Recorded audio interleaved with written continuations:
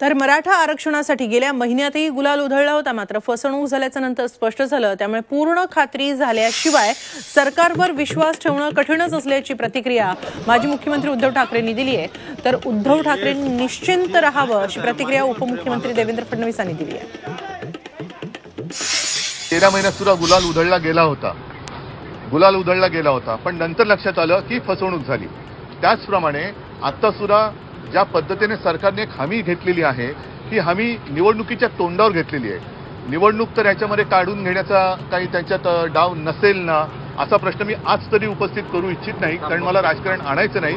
पण पूर्ण खात्री पटल्याशिवाय या सरकारवरती भरोसा ठेवणं जरा कठीण आहे।